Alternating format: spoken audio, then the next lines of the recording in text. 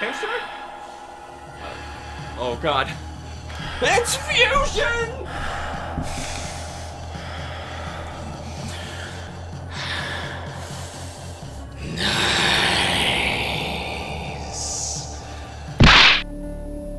Oh, please don't let this be the last 2D Metroid game I get to review! Nintendo does like making Metroid games about as much as the cat likes drowning in sulfuric acid. Make me regret the drowning cat joke, Nintendo! Series abandonment aside, how do you actually feel about Fusion? Oh, I love it. You? I'm not so sure. What? A classic Metroid game? A decent Metroid game? Oh boy, this is gonna get juicy. A pulpy parasitic parfait. You played Super Metroid? Cool, well, Fusion is basically Super on Game Boy Advance. You'll explore a large area, slowly expanding as you find power-ups and defeat bosses in the classic 2D action platforming style with new elements like wall hanging, climbing, and stacking upgraded abilities. Hold on, what? That's true. On paper, yes, but you're neglecting to mention how Fusion breaks from the Metroid formula in several critical ways. I'd prefer to say experiments with, more like detracts from. What's up your butt? It's Metroid! Instead of exploring a massive, expanding, interconnected map like in Super, you'll instead be told exactly where to go and what to do in smaller, segmented maps. So, you're still running and gunning your way there as the famous bounty hunter Samus Aran, exploring off the beaten path and finding unconventional ways to reach your destinations littered with hidden goodies to uncover. But the open exploration alongside finding and using your acquired power-ups like puzzle pieces for progression yourself is what makes Metroid Metroid. And Fusion's linearity inherently detracts from this proof of concept. Okay, yeah, I don't like how the game literally blocks you off from exploring, and sometimes from even backtracking with level-locked access doors. But the segmented Metroidiness never at all felt like the game was invasively holding my hand or getting in the way of my enjoyment. The game literally blocked you off for backtracking for power-ups before the final boss, after waiting the whole game to do a clean sweep at the end, leaving you grossly underpowered for the final battle, and with the tough decision to start the entire game all over again. Yeah, that pissed me off. And some of those gameplay updates you mentioned kind of bother me. Like how so many of your abilities simply stack on top of old ones, making the acquisition of new power-ups less exciting. The joy in gathering new power-ups was always in trying them out and feeling more powerful. Not that my missiles shoot ice now, or my beam makes an annoying screech sound whenever I fire. I never understood how Samus could climb ladders and even hang from monkey bars with a gun arm. You wanna know why they can't remake Fusion? It's because they'd have to answer to this silly little gameplay oversight. Or at least that's what I keep telling myself. Let's also point out that most of the bosses this time around are more about figuring out the one way to damage them and not just simply pumping them full of missiles like before. Though I appreciate this ingenuity, it's extremely frustrating to die repeatedly to a boss, losing all your progress up to that point, just because you couldn't figure out how to get the stars to align to damage them at all. Bosses also hit really hard in this game, so there is no time to mess around. To compensate for this, they hit a generous amount of energy tanks across the game to help you cushion that blow. Too bad you only found about half of them in both of your runs. If they only decided not to cut out some of the best abilities from Super Metroid, like the Morph Ball bomb jumping and the X-ray visor, you'd have had some better luck scavenging. Yeah, so I got to the end of the game without enough energy tanks and got locked out of backtracking a second time. Give me your Metroid card. At least I beat the final boss underpowered that time. Don't look at me like that. I'm good at games. Fusion looks like Super verbatim, except more vibrant, but also more hauntingly menacing. The animations look more fluid, and the horrifying alien, biological, and cybernetic creature design is spectacular. Agreed. It's stellar. Huh, okay. I especially love the boss designs like Nightmare, the grotesque cybernetic gravity-altering spider-eyed baby face-melting abomination. Now that you mention the bosses, that spider mech drone thing was kind of bland. Which spider mech drone? The one you have to fight twice. The game looks good, okay? The reason the gameplay got segmented into linear chunks was to better establish a story and take advantage of knowing where Samus is and will be, building up tension and suspense with environmental changes and scripted events happening over time. It's outstanding until it starts talking. Hold on! Now let's not discount how good that classic Super Metroid style storytelling horror is here. The scenes with the SAX in particular are absolutely terrifying. Agreed, that's why I find the unnecessary dialogue and segmentation to be so disruptive and even counter to the best qualities of the game, but I digress. There's actually a major story this time, so buckle up because this one's a doozy. Ooh, I'm talking story in a Metroid game, look at me. So after Super Metroid, don't you mean Other M? So after Super Metroid, Samus takes on a mission for the Galactic Federation, bodyguarding their troops from the hostile planet SR-388 from Metroid 2, where they are attacked by a strange globular alien parasite species called the X. The X have the ability to instantly possess, kill, copy, and multiply any biological life form.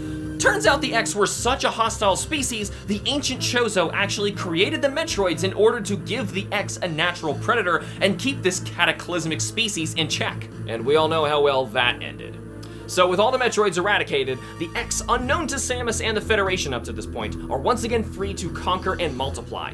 The X managed to infect not only Samus on this mission, but also infest a Federation biological research base orbiting the planet. Samus's infection is severe, requiring several chunks of her suit to be surgically removed, and she's still given less than 1% chance of survival of naturally fending off the parasite attacking her nervous system. That is, until the researchers discover that injecting her with Metroid cells can help her overcome the infection, becoming a literal fusion of both the X and its natural predator, the Metroids. Get it? Now, immune to the X, Samus boards the Federation Biological Space Laboratories, BSL, to investigate the onboard X outbreak. The wild X revert to blobs after being defeated in their host-copied form, but if they're not absorbed into Samus's body in time, turning into ammunition and health, then they can reform into totally different enemies. And of course, every living thing in this biological research station is corrupted by the X. And this isn't exactly the friendly kind of biological research. Yeah, it's a straight-up bioweapons facility, harboring all sorts of perfect hosts like Ridley's frozen corpse.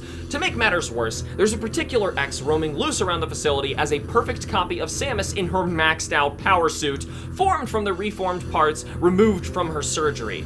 Codenamed SAX, this overpowered copycat is causing quite a stir, blowing up segments of the station and hunting down the real Samus, possibly due to her recently acquired Metroid DNA. Samus cooperates with the station's AI captain, whom she names Adam after her former commanding officer since it reminds her of him, for some reason. Adam directs Samus all over the station across its 6 various biological climate-themed sectors, collecting suit upgrade downloads and destroying the X-possessed threats to the station. Eventually, Samus discovers a hidden Metroid breeding program, which Adam promptly detaches from the base and destroys, leaving Samus barely any time to make it out alive. But luckily taking out the SAX with it as it's overcome by the Metroid attack. And that'd be great and all were it not for the revelation that the SAX had been multiplying on the base for some time now, and there's currently at least 10 of them roaming the facility, so that's nice. Also, Samus shouldn't be too surprised to see a Metroid breeding facility, considering the Galactic Federation magically had Metroid DNA in order to save her life earlier after they were all supposedly eradicated. Plus, there's the fact that this all just happened verbatim in Other M. Shut up! So, the Federation decides that the X is an incredible asset worth recovering from the BSL and commands Samus to stay put while they recover it from the facility for more research purposes. Considering how this idea is arguably even dumber than having a Metroid breeding program to begin with, like ending all life in the galaxy kind of moronic, Samus decides to go against the Federation demands. However, Adam has her locked inside of the navigation room. Turns out that Adam, the facility's AI, was actually modeled after the real Adam, Samus's former commanding officer. Because why not, I guess. And in this critical moment, decides to break protocol and instruct Samus on how to send the station on a crash course with SR-388, where it will self-destruct and take out the entire planet, ending the X-parasite threat for good. What kind of explosives run this biological research station that would even allow it to conveniently detonate an entire planet? And that Adam twist thing wasn't exactly handled very well. The whole game, Samus keeps monologuing saying, "Gee, this AI sure reminds me of Adam." And when we finally find out it's Adam, we're just like, okay, it's Adam. There's like no build-up, mystery, or payoff. Anyway, of course Samus is stopped by the SAX, or rather, one of them, I guess, in a final battle where she's at last at the same level as the parasitic monstrosity to take it down. Assuming you found all the pickups. Yeah, whatever. But after defeating it, the creature mutates into a gross amalgamation of all other sorts of alien monsters the X had previously infected. Ironically, this form is incredibly easy compared to straight up battling another Samus. But after killing the beast, the host parasite flies away, and Samus kinda doesn't care as she's sending the entire ship on a crash course with the planet anyway. But before she can board her ship, she's stopped dead in her tracks by a fully evolved Omega Metroid. From 2. It's a thing.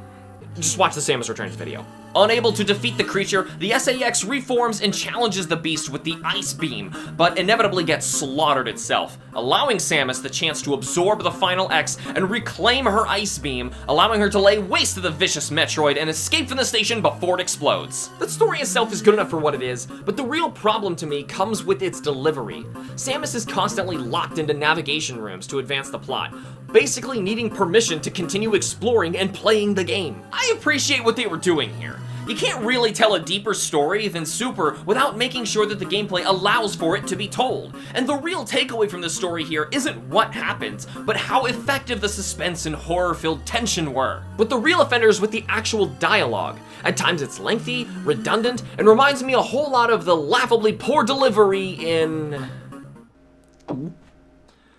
Other M.